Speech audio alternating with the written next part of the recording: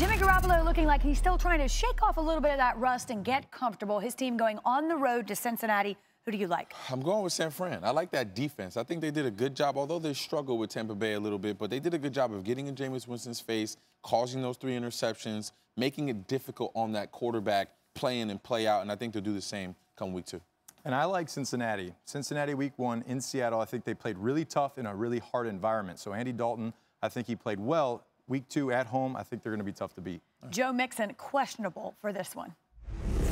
Still no Melvin Gordon, who continues his holdout, but the Chargers pack up. They go on the road to face the Lions. Yeah, I'm going with the Chargers here. I love Phillip Rivers. Every time he gets the football, anytime his team is up against the Detroit Lions team, he does a good job. He understands what it takes to win ball games, and I just can't go against Phillip Rivers at this point in his career. And I agree with you. It's tough to go against Rivers. He's a great quarterback. They got a great defense. Bosa on the edge. It's going to be tough for Detroit. Even without Hunter Henry, the Chargers in position to start the season 2-0. Minnesota now 1 season removed from winning the Kirk Cousins sweepstakes. It's all we talked about last year. They're trying to find an even keel this time around.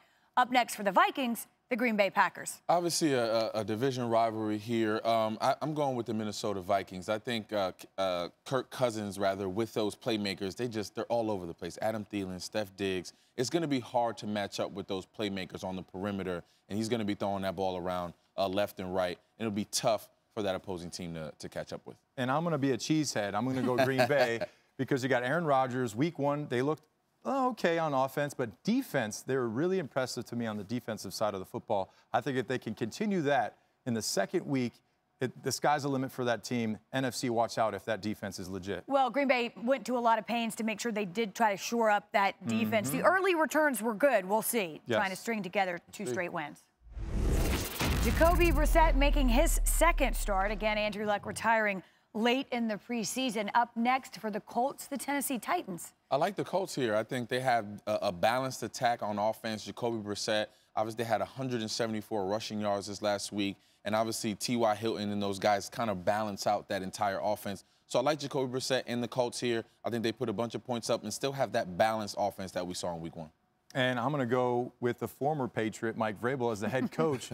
At home, first game of the season, last week against the Browns. They came after the quarterback. They got after that quarterback. So I would anticipate same thing. They're going to get after Jacoby. So I think Tennessee is going to be the team that's going to be pretty tough. I knew you would not pick against Mike Vrabel. I can't blame you, but they did surprise some folks against the Browns.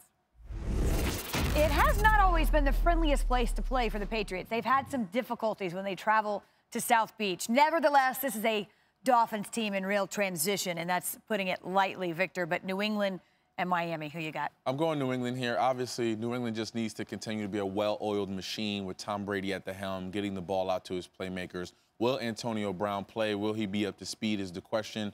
But nonetheless, I heard about the heat. I know all about that down in Miami. But I think New England pulls this one out. Another victory for Tom Brady. And I'm going New England. It could be 120 degrees. It doesn't matter. AB is not going to affect the outcome of this game. And they're going to win this football game by a lot. So, Pats all the way. Well, and again, the indications are that Antonio Brown will be available, but we do not know for sure. He has practiced this week in New England.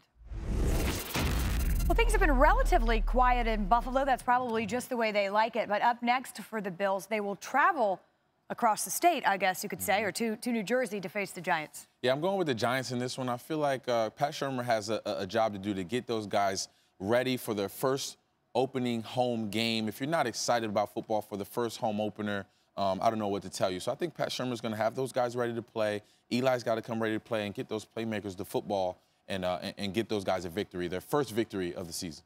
And I'm going to go with Buffalo. They were just in that same stadium the week before, and they beat the Jets. So I think that helps them a little bit as far as travel is concerned. I like Buffalo. I think they have a great defense, and they're going to shut down Manning. All right, the Giants with a tough start to the season, running into that Cowboy squad, who I think had something to prove. So we'll see, again, looking for their first win of the season. It was not the start of the season the Steelers were looking for, and that's an understatement. They read head first into the Patriots in Foxborough. It wasn't even close. Now they go back home, get settled, and host Seattle. I think I'm going with the Steelers here. I think Mike Tomlin understands that he's going to treat this like a must-win. I think the game with New England left a really, really bad taste in their mouth, and he's really preaching to his team to get off the snide and get a must-win here this week to kind of change the flavor and the taste that's in everybody's mouth and get back on that winning atmosphere that they're used to in Pittsburgh. And I think Seattle is going to go there and beat them at their house, okay? And first week when I watched the Steelers play against New England, I wasn't comfortable with what I saw offensively. 3 points. I mean, they didn't look good. They didn't look comfortable. They didn't run the football well. So, you know, I think that Seattle has a great chance of going across the country and beating the Steelers at home. It will be the second week for Jadeveon Clowney in that Seattle defense, so he's had a little more time to adjust. Could also be a factor. How much money will Dak Prescott make himself in Week 2? This is what we were asking after that Week 1 performance. It's the Cowboys and the Redskins. Who you got? I'm going with the Dallas Cowboys. I think the exact answer or question is Dak Prescott. How much better will he get from Week 1 to Week 2? Played out of his mind in Week 1. I think he only gets better in Week 2. I think Jerry Jones better open up that checkbook before it gets too high. So I'm going with the Dallas Cowboys against the Redskins. Vic, where do I sign the check? Where do I sign the check? Jerry Jones, sign the check. Get it done now. Right now. Because every week moving forward, it's just going to become a bigger deal, bigger. He's going to set the market as the quarterback. So Dallas all the way. He's bet on himself. Ezekiel Elliott had a little bit of a limited workload, by the way, because of the holdout. He says he's ready to, and I quote, open it up. That could be scary as well. If you like young quarterbacks, this one is for you. We've got Kyler Murray, Lamar Jackson, and these two teams face off in Week 2. I'm going with Lamar Jackson and the Baltimore Ravens. I just love what I saw from him in Week 1. I think he's understanding what he needs to do in order to play the quarterback position for the Ravens, getting the ball down the field to his playmakers, staying tight in that pocket, and really exhausting those 3-4 different checks before he decides to run the football. I like what I'm seeing from Lamar, and I'm picking the Ravens. Last year, somebody asked me, who's the best 5 quarterbacks drafted? I said, Jackson, all the way. And they were like, what? You're crazy. You were an early believer. I was an early believer. So Baltimore, they have the upper hand with the quarterback position. I think that they are really going to have a great season this year, and it all starts because the quarterback took a step in the right direction, and he's better this year than he was last year. 5 touchdowns, yes. And consistency. That's right. He may not do that, but if he does even a portion of that, they should have some success in Week 2.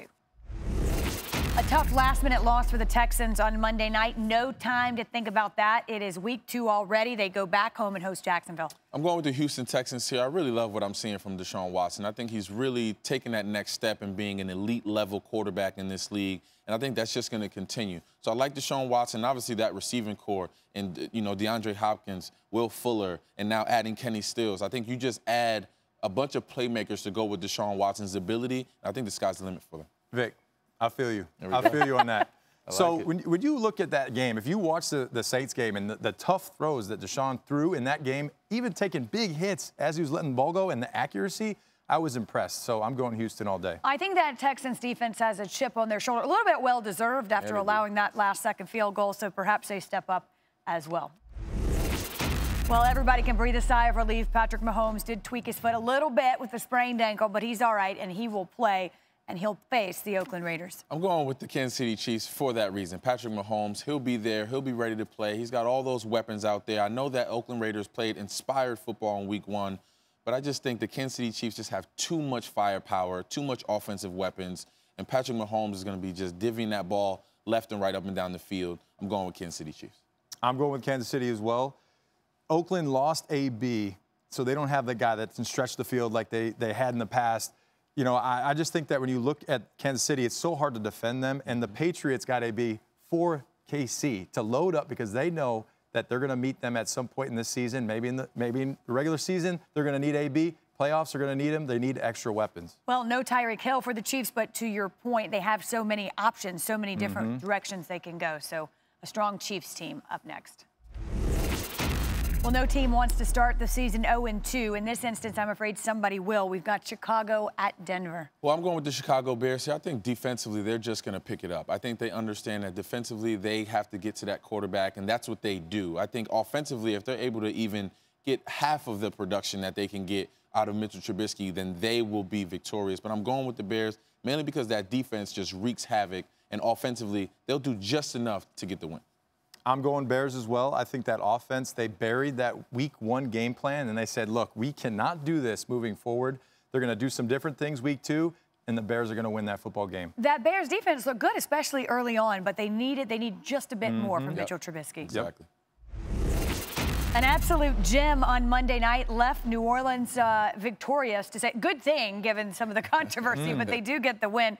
But now they pack up and go across the country to face a good Rams team. Yeah, I'm going with the New Orleans Saints here. I think they understand what this game is all about. I know they want to turn the page, but they're salivating for this one. They want this one more than anything in the world, at least in this juncture, this week where we stand. And I think they're going to put their best foot forward. Drew Brees understands just how important this game is for their psyche. And I think he understands that, and they'll be victorious this week. And I'm going New Orleans. I think that team is going to be very motivated. Drew Brees is going to be motivated. They all remember that play. And I think Kamara takes care of some karma. Oh, I like it. The no call heard around the world the first time they meet since the NFC Championship game.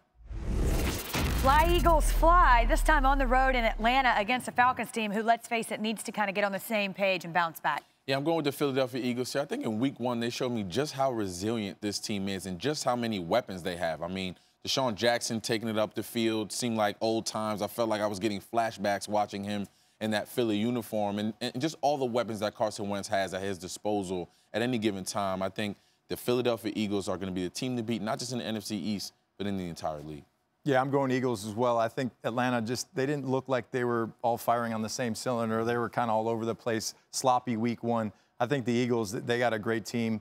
All 3 phases are going to play well. I think the Eagles are going to roll in this one. You never know. Matt Ryan, though, I mean, they got a pretty good quarterback. Matty Ice, he's a gamer, but we'll see. He is a gamer, but we'll see.